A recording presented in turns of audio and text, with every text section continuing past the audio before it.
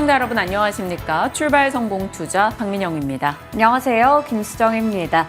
간밤 뉴욕 증시는 또 랠리를 보여줬습니다. 다우지수도 역사상 최고치를 돌파했고요. S&P 500 지수가 계속해서 최고치 흐름 이어가고 있습니다.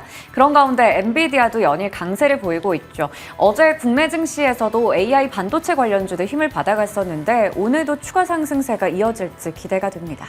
작년 하반기부터 반도체 그리고 온디바이스 AI 또 AI 관련한 추가적인 소식들을 계속해서 업데이트했는데 도무지 뉴스가 끝나지 않습니다. 계속 장작이 더해지고 있는 느낌이죠. 다만 또 이럴 때는 마음을 차분히 하고 이익 실현할 것은 없는 것인가를 고민해 볼 필요가 있지 않을까 싶습니다. 시장에 대한 고민 그리고 전략 같이 담아가시도록 하죠. 자, 어제장이 어땠는지 확인하겠습니다. 어제에 대한 얘기를 하려면 이 얘기를 빼놓을 수가 없을 것 같아요. 대장주의 존재감. 반도체 쪽의 대장, AI 반도체, 엔비디아 될 수 있을 거예요. 올해 상승률 20%입니다. 반면에 2차 전지 쪽의 대장인 테슬라는 올해 15% 하락을 기록했습니다. 명확히 AI 반도체와 2차 전지 대장주의 흐름은 달랐고요. 이것은 국내에도 동일하게 영향을 주고 있습니다. SK 하이닉스 곧 또 실적 발표를 앞두고 있는 상황이죠. 시총이 104조를 기록했습니다. 어제 기준으로요. 그리고 LG 에너지 솔루션은 시총이 87조. 엄청나게 서로 치열한 순위 접전을 펼치던 이들이 차이가 극명하게 벌어지고 있다. 여기에서만 봐도 올해 들어 반도체 쪽으로 압도적인 추가 기울었음을 느낄 수가 있습니다. 이것은 어제 국내장에도 고스란히 반영이 됐죠. 반도체와 2차 전지가 명확하게 달랐습니다. 2차 전지는 시장을 눌렀고 반도체는 시장을 받치는 흐름이 나왔죠. 다만 2차 전지 쪽에 누름의 힘이 좀 세긴 했습니다. 코스피 코스닥 모두 0.3%씩 하락한 채 거래를 마쳤죠. 여러 가지 이슈가 있었는데 지난주부터 짚었던 중요한 일정, 중국 인민은행의 LPR 금리 결국 동결됐다라는 소식이 들려왔습니다. 리창 총리가 대규모 부양책 발표를 하지 않을 것이다라고 이야기한 이후 또 이런 LPR 동결 소식이 들려왔기 때문에 중화권 증시 흐름이 좋지 못했어요. 중국 상해종합지수나 홍콩항생지수 모두 다 큰 폭으로 빠지는 흐름이 있었습니다. 거기에다 국내 2차 전지 종목들의 하락이 거세게 나타난 거죠. 실적에 대한 불안감, LG 엔솔 잠정 실적에서부터 시작이 됐고 LNF 그리고 다른 기업들의 실적도 좋지 않을 거야라는 불안이 이 2차 전지를 눌렀습니다. 그리고 어제는 포드 충격도 있었죠. 포드 측에서 전기 픽업 트럭에 대해서 생산량을 감축하겠다. 그런데 내연기관 측에서는 생산을 늘리겠다라는 움직임이 나왔습니다. 그러다 보니까 시장에서는 전기차에 대한 센티가 계속해서 좀 위축되는 형상이 나타났고요. 테슬라 중고차 가격이 지속적으로 떨어지고 있습니다. 테슬라 차량을 타던 이들이 중고 시장에 빠르게 판매하고 있는 것이 아닐까. 전기차를 쓰는 것에 대한 불편함에 대한 이야기가 거론이 되고 있는 거죠. 시장에서 여러 가지 불안감이 자극됐습니다. 거기다 어제는 에코프로 BM 4분기 영업 손실 가능성이 제기가 되면서 심리적인 압박이 더 있었던 것 같아요. 에코프로 7%, 에코프로 BM, 에코프로 머티 각각 11% 급락이 나왔고요. 셀 업체들 주가 좋지 못했습니다. LNF, 포스코 퓨처엠 등의 주가 역시나 하락했죠.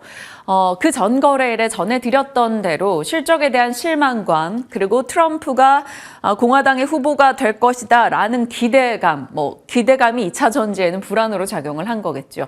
그리고 웰스파고 테슬라 실적을 확인하면 성장 둔화를 맞닥뜨리게 될 것이다 라고 얘기한 점 등이 부담으로 전반적인 작용을 하고 있습니다.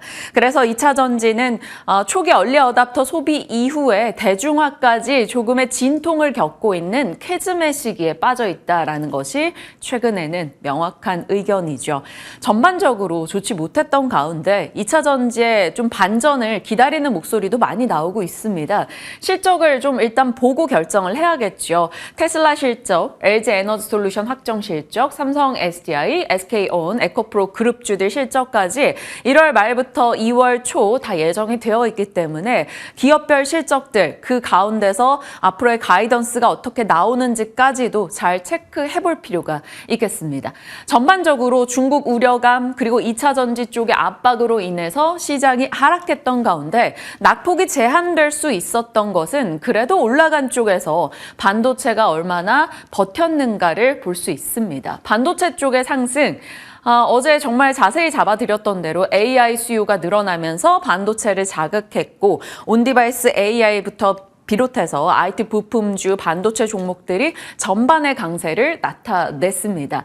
다만 일각에서는 미국처럼 강하지 않아서 아쉽다라는 목소리도 나오는데 그 부분에 대해서는 아무래도 우리는 중국으로의 수출도 영향이 좀 크기 때문에 중국 경기 둔화 우려감이 일정 부분 작용한 게 아니냐라는 이야기도 나옵니다. 하지만 명확하게 반도체 쪽이 여전히 강하게 시장을 끌고 가고 있다라는 거죠. 참 씁쓸하죠. 같이 가주면 좋을 텐데요. 왜 함께 가지 못할까요? 지금 시장에서는 외국인이 선물 매도를 여전히 강하게 하고 있고 기관 매도가 좀처럼 수그러들지 않고 있고 고객 예탁금은 부족한 상황입니다. 한마디로 시장에 돈이 풍부하지 않다라는 거죠. 시장에 돈이 풍부하다면 이쪽도 가고 저쪽도 갈 수가 있겠으나 지금은 그렇지 않기 때문에 이쪽을 사기 위해서는 이쪽을 팔 수밖에 없는 상황이라는 겁니다. 그래서 큰 섹터 내에서 반도체로 자금이 집중되다 보니까 2차 전지 쪽으로 당연히 수급이 돌기 어렵습니다. 아무래도 좀 불안감이 있는 쪽을 팔기 마련이니 2차 전지의 악재성 뉴스 등에 반응하면서 시장은 이쪽을 던지고 저쪽으로 달려가는 흐름이 나타나고 있습니다. 특히나 이런 움직임을 좀 더 명확하게 만들어버리는 게 바로 테마 ETF입니다. 극강의 쏠림이 ETF를 통해서 나타나고 있어요. 테마형 ETF가 성장하고 있다 보니까 주가가 하락할 때 그러면 그 ETF 쪽에서 빠르게 매도 물량이 나오고 그래서 또 주가가 내려가는 악순환이 나옵니다. 반대로 주가가 올라갈 때 ETF로 빠르게 매수가 들어가고 주가가 또 올라가는 선순환도 나오죠. 어제 명확했던 게 바로 2차 전지와 반도체였습니다. 2차 전지 ETF 엄청나게 어제 밀려났고요. 반도체 ETF 보시면 거의 다 강한 상승세를 나타냈습니다. 같이 올라간 건 2차 전지 인버스 ETF였네요. 참 씁쓸했던 2차 전지 쪽 시세였고요. 그 밖에 특징으로 본다면 AI 소프트웨어 여전히 강한 흐름 이어갔습니다. 그리고 IT 쪽에서는 갤럭시 언팩의 효과, 갤럭시 링이나 갤럭시 S24 효과가 IT 종목군으로 들어갔고 VR 관련한 종목들 뉴프렉스도 어제 23% 급등하기도 했습니다. 로봇도 괜찮았죠. 어제 로봇 쪽에서 말씀드릴 때 이제 뇌수술도 로봇이 들어간다라는 얘기를 전해드렸었는데 그 관련해서 언급됐던 기업이 고영이었거든요. 6% 상승했고 인탑스나 해성TPC, 아진에스텍 등의 종목도 강했습니다. 어제는 로봇주들이 로봇 부품 쪽의 강세가 좀 더 도드라졌다라는 게 하나의 특징이 될 수 있겠습니다. 자, 반도체와 2차 전지 그리고 각 특징 테마들 살펴봤고요.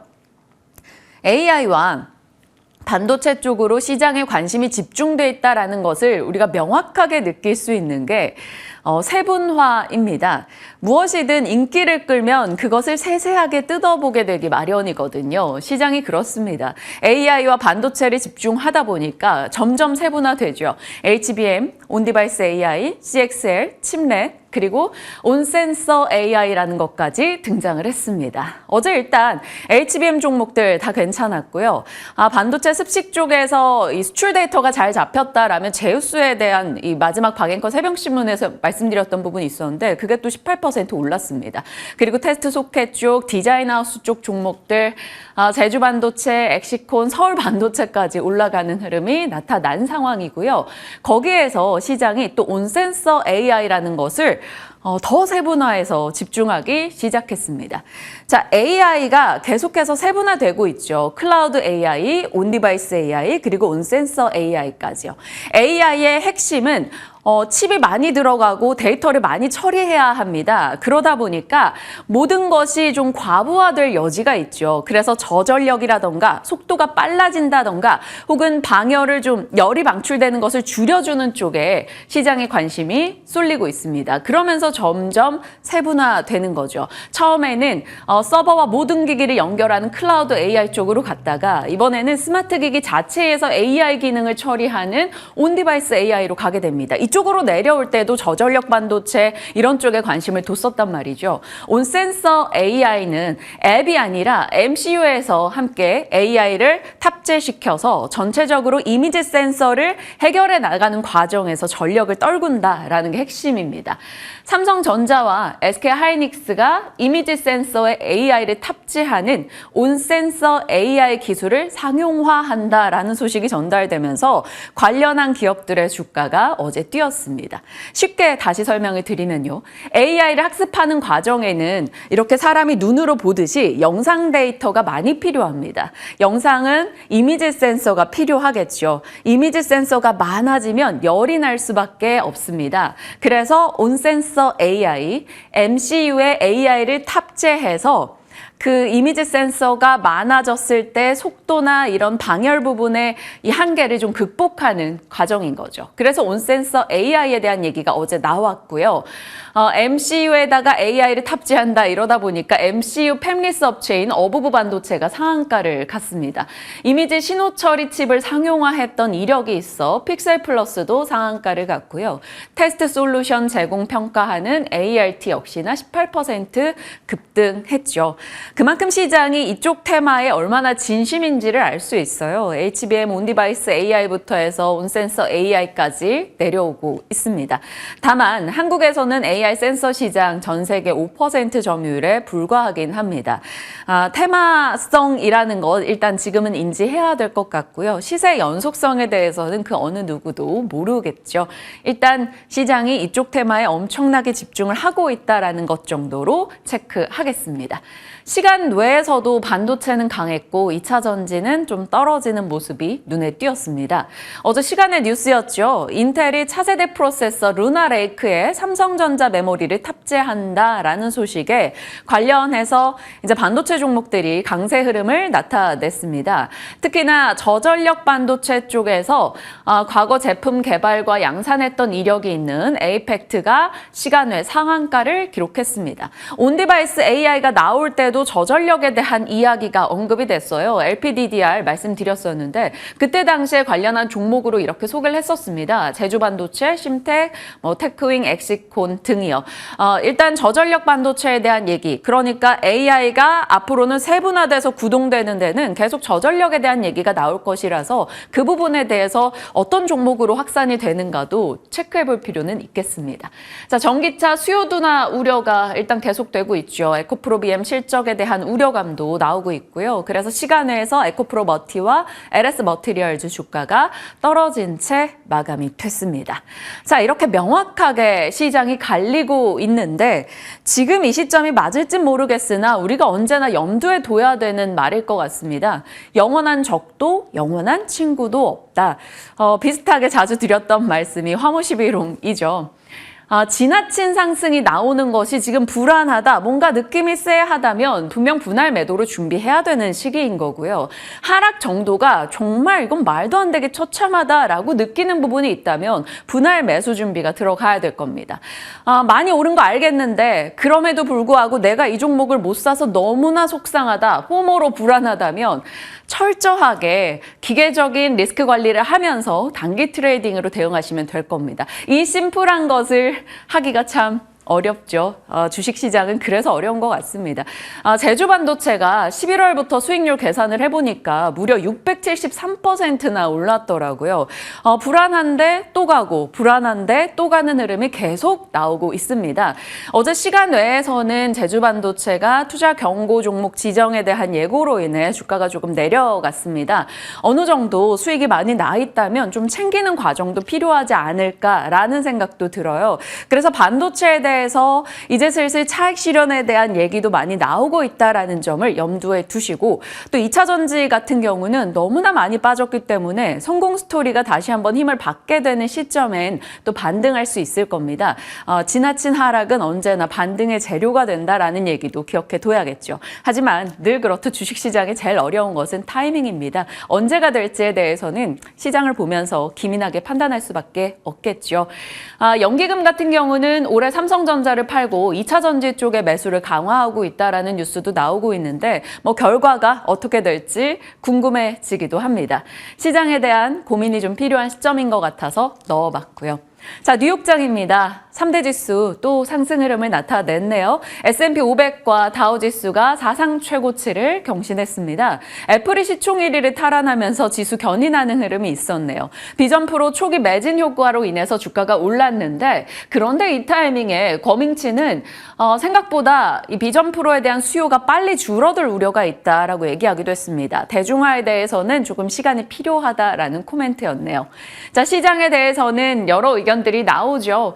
UBS에서는 AI가 향후 10년 글로벌 증시를 주도할 것으로 내다봤고요. HSBC는 AI 랠리가 맞기는 한데 곧 매도 준비도 해야 한다라는 좀 우려 섞인 목소리를 내기도 했습니다. 지켜봐야겠죠. 트럼프 테마주가 강세를 기록합니다.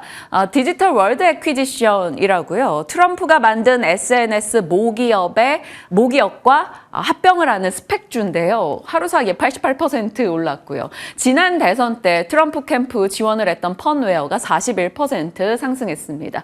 그리고 럼블이라는 종목 역시나 이 보수주의자들이 자주 쓰는 좀 동영상 업체라고 하는데 럼블이 또 36% 급등했습니다. 트럼프 쪽으로 좀 기세가 많이 쏠리고 있다라는 것이 확인되고 있기도 하네요. 그 밖에 종목으로는 UAM, 항공, 태양광 쪽 종목들이 좋았습니다. UAM 항공 혹은 항공 리스, 태양광 쪽 종목들이 좋았다라는 것은 고금리 부담이 좀 없는 쪽에서 오름세가 나왔다라는 겁니다. 10년물 국채금리가 하락하긴 했습니다. 금리 인하에 대한 기대가 여전히 남아있다. 물론 시기적으로는 조금 지연됐으나 그것을 좀 보여주는 단면이 아닐까 싶기도 합니다. 자, 그 밖에 종목으로 본다면 테슬라는 또 밀려나네요. 다른 전기차가 전체적으로 좋지 않았던 건 아닙니다만 테슬라는 또 하락했습니다. 스텔란티스 CEO가 이렇게 얘기했죠. 테슬라가 가격 인하를 멈추지 않는다면 전기차 업계는 피바다가 될 것이다 라고 이야기했습니다. 그러면서 1.5% 하락을 기록했고요. 알리바바, 샤오퐁, 진둔닷컴, 리오토 등의 중국 업체들은 뉴욕에서 모두 다 하락한 채 거래 마쳤습니다. 중국에서 LPR 동결하면서 계속해서 중국 정부가 강한 부양책을 아직 쓰지 않고 있는 무금의 행동을 보여주고 있기 때문에 그에 대한 부담이 작용하고 있습니다. 자, 좋았던 쪽 보시면 태양광 쪽에서는 솔라이트 감원 이슈 등과 맞물려서 올라가는 흐름이 있었고요. 항공, UAM 쪽 종목들 강했고 보안주도 강했습니다. 보안주 시세들이 다 괜찮았어요. 이쪽에 좀 포진이 되어 있는데 팔로알토나 머지스케일러, 크라우드 스트라이크 등의 종목들이 강세 흐름을 나타내기도 했습니다. 국내 보안주가 이들 보안과 같이 연결돼서 오르는 경우가 그렇게 연동성이 강하진 않으나 일단 한번 체크는 해둬보겠습니다. 자, 반면에 빅테크는 오늘은 조금 숨고르게 하는 흐름이 있었고요. 물론 애플은 제외하고요. 그 다음에 반도체 쪽에서도 그 전거래를 이렇게 계속 시세가 나지는 않았습니다. 그럼에도 불구하고 엔비디아는 또 올라갔습니다만 AMD 주가가 좀 많이 내렸어요. 노스랜드 캐피털 마켓츠에서 AMD 주가가 어디로 향할지 모르겠다. AI 칩 기대 AMD에 대해서는 좀 과열돼 있다. 이런 코멘트가 나오기도 했습니다. 어느 정도 10월경부터 그 어떤 반도체주보다 뜨거웠던 AMD이기 때문에 아마도 좀 단기적으로 급등한 것에 대한 부담이 좀 작용하지 않았나 싶습니다. 국내에서도 단기 급등주에 대해서는 부담의 영역이 아닌지 고민은 필요해 보입니다. 자, 어제 나왔던 이슈죠. 대형마트 숨통 트일까. 5차 민생 토론회에서 생활 규제 개혁 논의가 있었고요. 대형마트 공휴일 의무 휴업 규제가 폐지된다라는 내용이 들어가 있었습니다. 새벽 배송도 허용된다라는 소식. 그 밖에 단통법 폐지와 또 영세서점 도서 15% 이상 할인 허용 등의 뉴스가 있었는데요. 일단 국내 증시에서는 아무래도 대형마트에 대한 관심도가 높을 겁니다. 한화에서 이마트와 롯데쇼핑이 그래도 이익 증가 증가 효과를 기대해 볼 수 있다라고 얘기를 하고 있습니다. 사실 어느 정도 이익 증가 효과를 기대한다라고 해도 이들에 대한 지금의 기대치가 그리 높지는 않기 때문에 선택지에 들어갈 수 있을지 모르겠습니다. 다만 어제장에서는 이 뉴스에 반응해서 올라가기도 했는데 이들을 좀 들여다봐야 되는 것인지 오늘 시간 허락하면 체크해 보도록 하죠. 자, 일정 체크입니다. 오늘 BOJ 통화정책회의 결정이 있을 건데 엔화 흐름 좀 주시해야 될 겁니다. 엔화 강세, 엔화 약세에 따라서 수출 경합도 영향을 받는 섹터별 영향이 조금 달라질 수 있습니다. 이 내용 체크하시고요. 이제 미국에서는 로키드 마틴이나 레이시온과 같은 방산주들 실적 나올 거고요. 넷플릭스 실적 예정이 되어 있습니다. 3M과 제너럴 일렉트릭 같은 산업재도 실적 예정돼 있고요. 포스코 DX, 현대건설 국내에서 나오고요. 이제 앞으로 남은 시간들이 주 후반으로 갈수록 좀 걱정이 되네요. 테슬라부터 SK하이닉스, 현대차, 기아 줄줄이 실적 예정돼 있기 때문에 같이 호흡하면서 정리해 드리겠습니다. 자, 새벽신문입니다. 오픈 AI 샘 알트만 방한 이슈 플러스 샘 알트만이 와서 삼성전자 경계현 사장과 회동을 갖는다라는 뉴스가 어제 시간 외에서 나왔죠. 아무래도 오픈 AI가 단독 칩을 개발하는 것을 추진하는데 삼성과 만나면 뭐가 있지 않을까? 시장은 이런 기대를 갖고 있습니다. 거기다 앞서 말씀드린 인텔과 삼성전자의 동맹 소식도 있었으니까요. 관련해서 반도체 쪽 더 탄력 받을지 여부를 좀 지켜보시고 그다음에 삼성 SDI가 스텔란티스와 IR랩 보조금 협상을 완료했다는 단독 뉴스가 있었습니다. 지분율대로 나누기로 했다라는 소식이고요. 관련해서는 관련주 요 정도 정리했습니다. 단독이니까 좀 주의하시고요. 글로벌 1위 전해액 업체가 체코 전해액 공장 건설을 취소했습니다. 유럽권에 나가 있는 국내 전해액 업체들 엔캠, 솔브레인 홀딩스 등 영향권에 들어갈지 봐야 되겠습니다. 자, 그 밖에는 중국이 또 히토류 쪽 가지고 만지작거린다라는 내용입니다. 관련해서 체크 정도 하시고요. 뉴욕타임즈가 만약에 예멘 후티 반군과 미국의 갈등이 심화된다면 만에 하나라도 미국 사망자가 발생하게 된다면 그것은 레드라인이다라고 얘기했는데요. 이것은 좀 추적하면서 지켜볼 내용인 것 같아요. 어제 해운 쪽 이런 쪽의 시세는 좀 좋지 않았습니다. 다만 BDI 같은 경우는 운임이 반등하고 있기 때문에 그 내부적으로도 컨테이너선, BDI 등을 좀 달리 봐야 되지 않을까 싶기도 합니다. 시장의 여러 내용들 짚어봤고요. 이제 좀 심도 깊게 전략 챙겨보도록 하겠습니다. 오늘은 어떤 쪽 잡아주시나요? 네, 오늘은 한화그룹주에 대해서 좀 준비를 해봤습니다. 신년이 되면서 여러 기업 총수들의 이 신년사에도 주목을 하게 되는데요. 먼저 어떤 이야기 했는지 체크해 보도록 하겠습니다. 바람이 불지 않으면 노를 저어라 라는 얘기를 했습니다. 굉장히 좀 인상 깊어서 적어봤는데요. 차원이 다른 목표를 달성하기 위해서 끊임없이 도전하고 스스로 혁신을 하는 이 혁신에 대해서 굉장히 강조를 했어요. 그레이트 챌린저가 돼야 한다라는 얘기를 했습니다. 계속해서 강조를 하고 있는 건 좋지 않은 환경에서도 거센 파도를 거뜬히 넘을 수 있는 한화만의 혁신이 필요하다라는 얘기를 했는데요. 한화그룹의 대표적인 3대 먹거리가 있습니다. 전통적인 방산 부문이 되겠고요. 그리고 최근에 계속해서 좀 관심을 가지고 있는 태양광 쪽이 되겠고 우주항공까지 볼 수가 있겠습니다. 이 한화그룹의 회장의 신년사 간단하게 체크를 해봤고요. 그러면 이 미래 기회 선점을 위해서 어떤 걸 해야 될까요? 바로 지금을 직시하는 게 중요하다라는 이야기를 덧붙였습니다. 먼저 방산부터 체크해 볼 텐데 한화 에어로스페이스는 작년에 K9 자주포나 천무 같은 쪽에서 총 8조 원 규모의 수출 계약을 맺었습니다. 지금 증권사에서는 작년의 추정치에 대해서 이렇게 내놓고 있습니다. 매출은 8조 원 이상, 영업이익은 6,600억 원, 그리고 전체 수주 잔고는 26조 원을 거뜬히 넘을 것으로 전망하고 있습니다. 그리고 2030년까지는 매출 40조 원에 영업이익 5조 원 달성을 목표로 하고 있는데요. 한화 디펜스와 주한화 부문의 방산을 좀 인수를 했기 때문에 이 우주와 항공 그리고 방산까지 아우르는 통합사를 출범하면서 이렇게 목표를 세우고 있고요. 이번에 총 4천억 원 규모의 회사채 발행도 최종 확정됐다라는 소식 전해졌습니다. 한화 에어로스페이스의 주가는 꾸준히 올라간 것을 확인할 수가 있죠. 한화오션 보겠습니다. 지금 잠수함 관련해서 계속해서 역사를 새롭게 쓰고 있는 상황인데요. 처음으로 1200톤급의 잠수함, 장보고함을 건조했다라는 소식 전해졌고요. 이외에도 여러 가지 신형 잠수함부터 해외 수출 잠수함 등을 성공적으로 건조한 사례들이 있습니다. 그리고 작년에도 역시나 이 장보고 3 배치 2, 3번함 제수주 이런 소식들도 전해지면서 잠수함 관련해서는 계속해서 좋은 성과들을 내고 있는 상황입니다. 하지만 주가는 최고가 대비해서 많이 좀 떨어져 있어요. 한 반토막 정도 나 있다라고 볼 수가 있겠네요. 작년 한 해 동안 한화 에어로스페이스는 70% 가까이, 한화오션은 50% 가까이 올라갔고요. 올해 들어서는 흐름이 좀 갈리고 있다라는 부분 체크해 보겠습니다. 다음으로는 태양광 부문이 되겠습니다. 계속해서 관심을 가지고 열심히 좀 투자를 하고 있는 섹터인데요. 한화솔루션의 태양광 부문은 이미 미국과 유럽, 인도 쪽에서 압도적으로 1위를 기록하고 있습니다. 하지만 지난해 미국에서 가장 큰 시장인데 태양광의 수요가 많이 위축이 됐고 국내외에서도 마찬가지의 흐름을 나타냈습니다. 그러다 보니까 지금 보시는 것처럼 글로벌 태양광 피어, 동종 기업들의 주가는 모두 다 좀 부진했는데요. 퍼스솔라 제외하고는 대부분 비슷하게 흘러갔다라고 볼 수 있겠고요. 실적에 대한 눈높이 많이 내려가 있습니다. 특히나 지금 큐셀 부문 쪽에서 공장의 대규모 구조조정이나 운영 중단 같이 숨고르기를 위해서 잠시 멈춤을 좀 겪고 있는데요. 그러다 보니까 증권가 일부에서는 목표 주가를 내리기도 했었죠. 하지만 지금 한화솔루션을 제외하고 OCI홀딩스나 현대에너지솔루션을 보시면 올해 들어서 흐름은 한화솔루션이 괜찮다라고 볼 수가 있겠습니다. 그럼에도 불구하고 증권가의 1월 들어서 리포트를 보면요. 모두 다 목표 주가를 올려잡는 것 혹은 보유를 하고 있는 쪽을 유지를 하고 있는 쪽을 볼 수가 있었는데요. 많게는 6만 원까지 좀 잡고 있었고요. 대체적으로 4만 원 후반에서 5만 원대까지 형성이 돼 있었습니다. 한화큐셀 그러니까 한화솔루션의 태양광 부문이죠.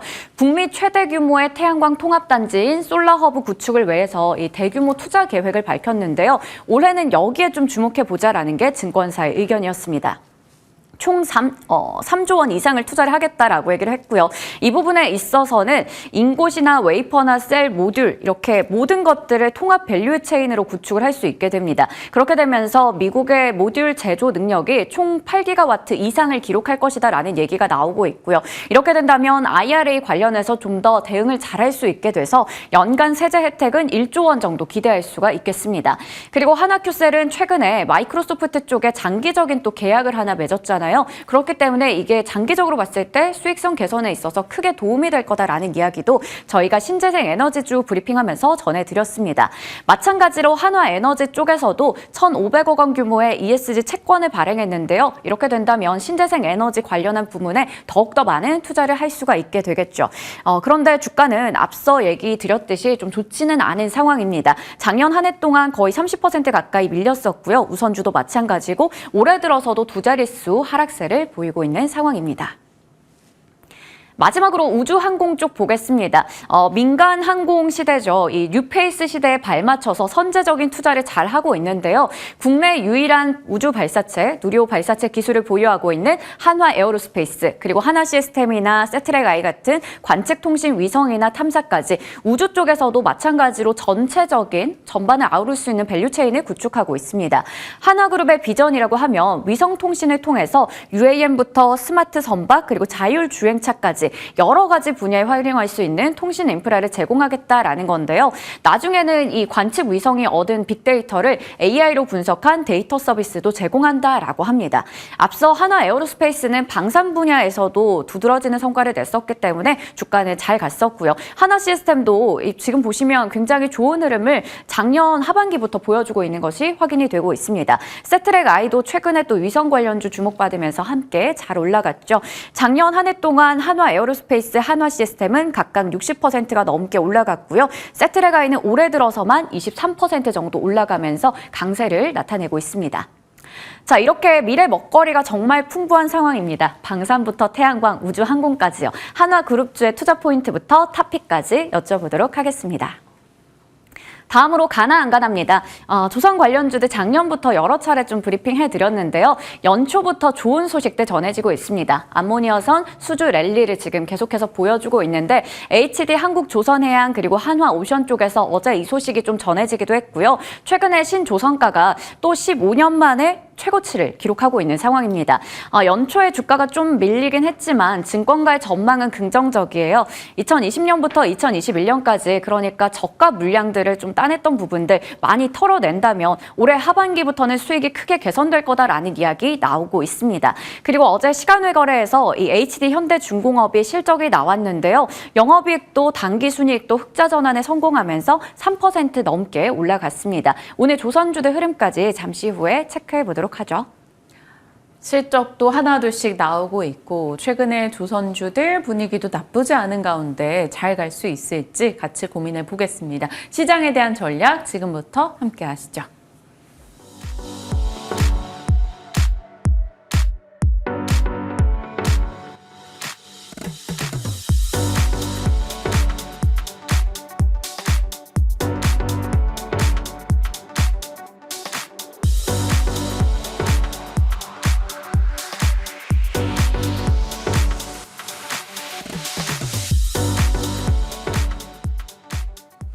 시장에 대한 고민하겠습니다. 진만생 자리했습니다. 어서 오세요. 네, 안녕하세요. 안녕하십니까.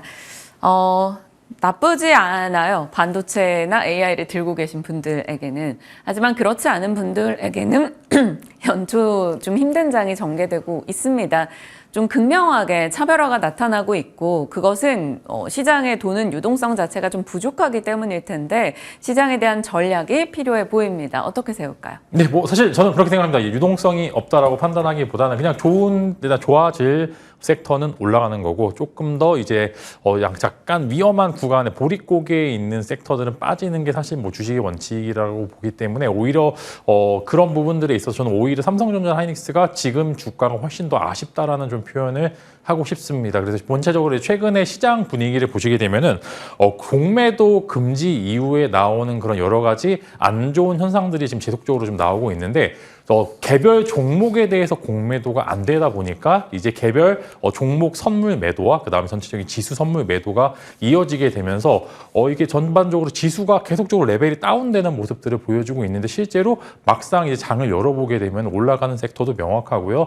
특정 섹터도 굉장히 수급을 강하게 받는 모습들을 보여주고 있기 때문에 만약에 공매도가 계속적으로 이제 금지가 안 돼, 당연히 지금 현재 한국에서 공매도의 쓰임새는 좋지 않게 나오고 있는 건 사실입니다만 이런 부분들에서 공매도가 있었다라고 하면은 아마 삼성전자 같은 경우에는 9만 원에 가 있을 가능성이 훨씬 더 크고 하이닉스도 17만 원에 가 있었을 확률이 훨씬 더 높고요. 반대로 2차 전지는 지금보다 하락의 깊이가 훨씬 더 좀 깊하게 좀 나았을 수 있다라는 그런 말씀을 드릴 수 있을 것 같은데 전반적으로 지수 레벨이 좀 위험하다는 것을 제외하고는 매일매일 답지는 좀 명확하다라고 말씀을 드리려고 하고요. 제가 물려도 반도체를 작년부터 계속적으로 이야기를 하고 있는데 그런 부분에 있어서 어느 정도 좀 증명을 좀 하고 있는 것 같습니다. 그래서 이런 부분들에 있어서 아직은 반도체의 상승 여력을 충분히 나올 수도 있는 것 같다라고 말씀을 드리겠는데 다만 지금 또 실적 시즌이기 때문에 최근에 많이 올랐었던 그런 테마성 이슈들에 대해서 실적 때 단기적으로는 또 매도를 좀 실적 발표 이전에 한 번 정도 매도 포지션 잡고 가시고 실적 발표 이후에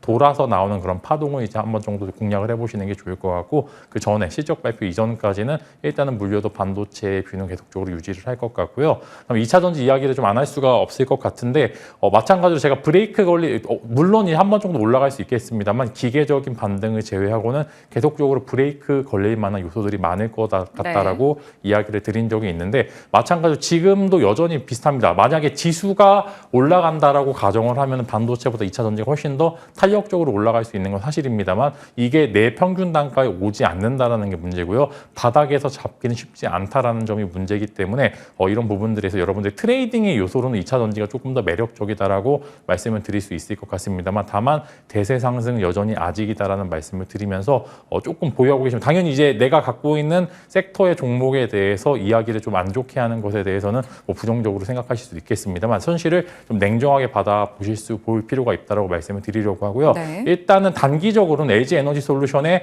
확정 실적 발표 이후에 IR에서 과연 어떤 시장의 뷰를 보여주는지가 중요한 것 같습니다. 지난 이제 분기 실적 발표 때 IR에서 웬만하면 이제 섹터가 좀 안 좋다라고 이야기를 잘 안 하는 경우가 굉장히 많은데 엔솔이 좀 의외적으로 이제 2024년도 좀 힘들 수도 있을 거다라고 이야기를 함으로써 어느 정도 뷰는 제시를 한 적이 있었는데 그 뷰가 어느 정도 바뀌었는지 혹은 이제 언제까지 안 좋을지 대략 가이드라인을 제시할 수도 있기 때문에 6개월 선행지표를 봤었을 때 만약 2024년도까지 안 좋을 거다, 25년도에는 턴어라운드 할 것 같다라고 이야기를 한다라고 하면은 올해 한 6월, 7월, 8월 정도가 2차 전지는 저점 매수에 좋은 시기다라고 말씀을 드리면서 너무나 안 좋게 생각하는 것도 이제 불필요하지만 그래도 적정 구간에서의 추가 매수를 노린다라고 하면 오히려 한번 더 깊이 빠졌다가 올라왔을 때 오히려 좋은 기회가 되지 않을까 싶습니다. 테슬라, LG 에너지 솔루션 등에서 이제 실적 이후에 어떤 코멘트 등을 내놓는가 좀 중요할 것 같습니다. 분위기 쇄신을 해줄지 지켜보도록 하겠고요. 일단은 2차 전지 종목군들에 대해서는 단기 반등이 있더라도 지금으로서는 공격적인 대응은 좀 자제해보자라는 의견이시고요. 반도체는 물려도 반도체 얘기를 지난해부터 계속해 주셨었고 그건 틀렸습니다. 안 물렸어요. 말씀 주셨던 반도체 종목들 잘 갔고요. 최근 들어서는 이제 HBM 종목군들 집중해보자라는 의견을 좀 주셨었는데, 이스페타나 이오테크닉, 산미반도체 이런 쪽은 여전히 긍정적으로 보시는 거죠? 네, 여전히 좀 긍정적으로 보고 있고 이제 2월에 나오는 여러 가지 ETF들이 이제 2차 전지가 이전에 상승해서 단단하게 이제 잡았던 것처럼 반도체도 어느 정도 적정 구간의 밸류를 이제 잡아낼 구간이 있는데 다만 이제 불안한 거는 이제 반도체가 싸지 않다는 겁니다. 지금 사면은 물릴 걸 각오하고 사야 되는 그런 부분들이 어느 정도 있기 때문에 이제 지금 이제 신규 매수를 이제 무조건 이제 하자라고 하기에는 사실 부담 가는 건 사실입니다만 여전히 이제 어느 정도 적정 구간에서의 괜찮은 파동 하나 정도는 여러분들이 공략이 가능할 것이라고 좀 생각이 되고요. 어제 또 의외로도 이스페타시스가 좀 강한 모습을 보여줬는데 제가 그동안 한미 반도체는 조금 이제 비싼 감이 없지 않아 있는데 이스페타시스가 상승에 대한 룸은 훨씬 더 많이 있다라고 강조를 드렸습니다. 그래서 어제 이스페타시스의 반등이 사실 조금 더 이제 반가운 것도 있는데 여기서 이제 매도하시기보다는 조금 더 추가적인 상승을 좀 기대를 해보면서 한 10에서 20%의 이스페타시스 추가적인 상승을 기대를 해보시는 게 좋을 것 같고요. 보통 이제 2차 전지가 이전에 순환매가 비슷하게 나왔듯이 반도체도 비슷한 흐름을 네. 아마 보여줄 겁니다. 이제 어느 정도 이제 HBM 기본에 HBM 쪽이 오르게 되면 당연히 전공정, 후공정 업체들이 수혜를 받고요. 그 다음에 팹리스 기업들이 오르게 되면서 이제 어느 정도 적정 구간에 공략이 가능한 이제 하나마이크론이나 주성 엔지니어링 같은 기업들은 마찬가지로 실적에 의외로 강한 모습을 보여줄 수 있기 때문에 네. 이쪽을 지금 만약에 내가 반도체 지금 이제 뭐 사지 하고 생각하고 계신 분들께서는 전공정, 후공정 업체 이쪽으로 공략을 해보시는 게 좋을 것 같습니다. 네. 하나마이크론, 주성 엔지니어링도 같이 체크해 나가겠습니다. 다음은 이제 한화그룹주요. 한화그룹주라고 하고 뜯어보면 방산, 우주항공, 로봇, 태양광 거의 다 들어가 있습니다. 최근에 좀 관심을 받고 있는 분야들이요. 한화그룹주 내에서 괜찮게 보시는 기업이 있나요? 일단은 하나그룹에 대해서 말씀을 드리면은 배당은 안 줍니다. 배당은 잘 안 주고 주주환원책이 부족한 것은 단점인 것은 사실입니다만 이제 당연히 밸류체인에 대해서 잘 구축을 하고 있다라는 점은 굉장히 좀 점수를 줄 수 있을 것 같은데 사실 이게 주가 부양의 의지가 있는 여러 가지 기업들도 있는데 하나 쪽은 사실 그런 쪽이 부족한 면이 좀 없지 않고 이제 당연히 이제 어느 정도 승계 작업도 이루어지고 있는 구간이라서 주가가 그렇게 많이 오르는 것을 원하지 않을 것으로 생각이 되고 있어서 이런 부분들이 여러분들이 감안하고 보시면 좋을 것 같고 당연히 밸류 체인에 대해서는 플러스 점수를 줄 수 있고 여러 가지 좋은 섹터를 잘 구축해 놓은 것도 사실이라서 그 안에 있는 개별적인 종목 여전히 공략은 가능하다라고 말씀을 드리려고 하고요. 마찬가지로 이제 하나 에어로스페이스를 먼저 원탑으로 좀 말씀을 드리면서 하나 에어로스페이스와 하나 시스템의 동반 상승을 좀 기대를 해보시면 지금 만약에 공략을 해보신다라고 하면은 달리는 말은 하나 시스템이나 하나 에어로스페이스 이쪽으로 공략을 해보시면 좋을 것 같고요. 마찬가지로 하나솔루션 같은 경우에 저점 매수가 충분히 가능하다라고 생각이 됩니다. 트럼프바 이제 여러 가지 이슈가 나오게 되면서 단기적으로 신재생 에너지들이 많이 밀려서 가격적인 메리트까지 같이 가지고 있고요. 결국에는 이제 시장에서 우호적인 포지션을 갖고 있는 기업들은 설사 이제 업황이 살짝 위축된다 하더라도 결국에 돌아 올 만한 섹터이기 때문에 현재 구간에서는 충분히 좋은 모습을 보여줄 수 있고 저점 매수도 충분히 가능하다 이렇게 말씀을 드리면서 내가 좀 편안한 매매하고 계신 분들께서는 하나솔루션의 현재 구간에서 매수를 해보시는 것도 것도 좋은 하나의 관점이다라고 말씀을 드리려고 하고요. 하나 시스템이나 하나 에어로스페이스는 여전히 돌파 매매, 즉 이제 적당한 이제 음봉 2개 정도 나오게 되면 매수하게 되면은 좋은 파동으로 여러분들에게 수익을 안겨주실 수 있을 거라고 생각이 되기 때문에 이쪽으로 네. 한번 관심 가져보시면 좋을 것 같습니다. 하나 솔루션은 장기 투자자로서 좀 긍정적인 시각이시고 하나 에어로스페이스나 하나 시스템 같은 경우는 조금의 조정이 나온다면 충분히 매수 접근 더 가능하다라는 의견 건네주셨습니다. 한화 그룹주의 특성과 각 종목별 전략을 주신 거고요. 이제 다음 진만쌤의 픽을 열어봤더니 OLED 쪽입니다. 안 그래도 디스플레이 OLED 쪽 뉴스는 참 많은데 막 엄청 강하게 치고 나가는 무언가는 아직 없단 말이죠. 그래서 뭐 미리 선점을 해본다라는 차원에서 본다면 어떤 종목입니까? 사실 이제 뭐 삼성 이제 디스플레이가 만약에 상장이 되었다라고 하면은 지표 역할을 하면서 이제 관련 업황, 이제 OLED 관련 업종들이 꽤나 더 좋은 모습을 보여줄 수 있을 것으로 생각이 되는데 안타깝게도 이제 조금 이제 미운 손가락이 이제 LG 디스플레이 정도만 상장이 되어 있기 때문에 전반적으로 이제 그래도 이제 흑자 전환에 성공했다라는 거는 전반적으로 다음 분기에 대해서 크게 기대를 해봐도 될 만한 부분들이 있고요. 이제 뭐 애플의 비전 프로 출시도 그렇고 전반적으로 이제 OLED 업종에 대해서 많은 쓰임새가 있었던 부분들도 사실이고 당연히 OLED도 매번 투자가 이루어져야 되는 섹터이기 때문에 관련주들을 한번 주목해 보시면 좋을 거고요. 뭐 8세대 OLED 이야기가 아마 계속 나올 것으로 생각이 되고 있기 때문에 특정 업종 내에서 섹터 안의 섹터는 이제 차기 OLED 관련주로 여러분한테 말씀을 드리려고 하고 힘스와 이제 FNS테크 두 종목을 말씀을 드리면서 FNS테크는 제가 이전에 한번 정도 코멘트 드리면서 괜찮은 수익이 난 것 같습니다. 근데 지금 구간에서 다시 한번 재공략하기 굉장히 좋은 위치가 나왔기 때문에 한 번 정도 이제 여러분들에게 말씀을 드리려고 하고요. 힘스 마찬가지로 8세대 OLED 차기 OLED 업종에 대해서 나왔었을 때 굉장히 이제 좀 어느 정도 장비주에 대해서 많은 이제 파일을 갖고 있는 그런 기업 중에 하나이기 때문에 힘스도 한번 관심 가져보시면서 OLED 업종에 대해서 전반적으로 그래도 이제 턴어라운드를 하고 있다 이렇게 말씀을 드리면서 한번 관심 가져보시면 좋을 것 같습니다. 힘스, 힘 좀 써줬으면 좋겠어요. OLED 쪽에 두 종목 개별주 단에서 전략을 주셨습니다. 자, AS 하나만 가죠. 플리토입니다. 1월 2일 종목이고요. 90% 정도, 와.